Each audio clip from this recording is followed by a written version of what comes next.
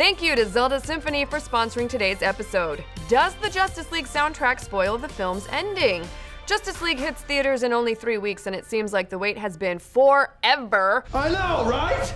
Considering the windy path it has taken with all the behind-the-scenes drama, we're finally close to seeing just how this film will turn out. From Mustache Gate to massive reshoots, Justice League has been through the ringer and has a lot to live up to after the all-out success of Wonder Woman. And the might of Warner Brothers marketing teams are definitely giving Justice League a big push in these final few weeks to make sure that it hits the mark. Tickets are officially on sale, along with new trailers, posters, and the track listing to Danny Elfman's film score. And now we can see for ourselves that the listing does contain seemingly key details about the major beats of the film. So, spoilers, y'all! Itchy nose, itchy nose, itchy nose, itchy nose, itchy nose, itchy nose, itchy nose. Good. Ready? Cool. So, it sounds like the beginning of the film will have your typical introductions to characters. Titles range from Batman on the Roof, Enter Cyborg, and Wonder Woman Rescue, kicking off the soundtrack. From there, it sounds like we get some exposition and backstory to the film with tracks like The Story of Steppenwolf and The Amazonian Mother Box. But then from there, it sounds like the team struggles as they learn how to work together. The tracks there are titled The Tunnel Fight, Friends and Foes, and later on in the film, the JL will overcome this strife, judging by tracks like Justice League United and Home.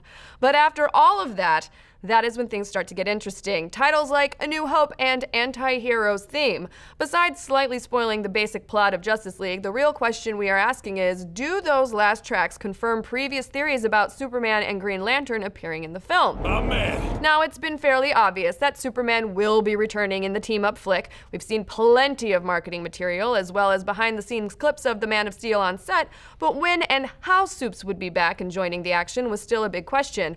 Well, thanks or no thanks to the placement of tracks called The World Needs Superman and Justice League United a little past midway, these seem to clue us in on how far into the film we'll have to wait to see him join up with the crew. And like we mentioned earlier, there's also a track called A New Hope towards the end of the soundtrack. And no, this isn't a misplaced track from the Star Wars Greatest Hits album. However, it does seem like a clear homage to the space opera because, come on, that just can't be an accidental reference. Or could it? I think it is, but BCom says no. Anyway, that's not what's in script, but I hope we leave that in the shot. Amen. It could be that this nod to a galaxy far, far away also hints at DC's own galactic heroes rumored to get into the game to help battle Steppenwolf, the Green Lantern Corps. Woo! But another potential placement for the A New Hope track could be the soundscape for Superman returning from the ashes. Yet another track called Anti-Heroes Theme may confirm another theory that we've had, that Superman could be evil when he returns. In a recent interview, Danny Elfman talked about reworking the classic John Williams' Superman theme from the original Donner film and using that new take on the theme, saying, in a dark moment, it's a moment where we're really not sure whose side he's on. So at some point in the film, Superman could be at least a little shady about where his loyalties lie.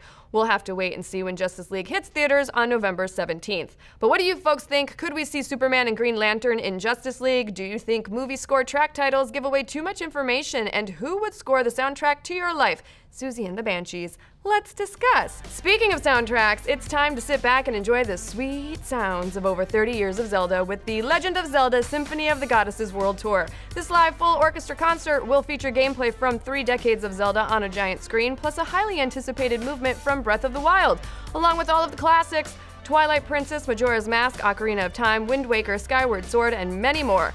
Zelda Symphony continues their tour after sold-out shows on the West Coast. Check out mgplive.com/Zelda Tour for exclusive deals on tickets and head to zelda-symphony.com for the full 40-city tour schedule as they make their way across North America and Europe through January 1st. And be sure to use promo code LOZ15 to get 15% off of tickets in select cities right now through Halloween night, October 31st at 11:59 p.m.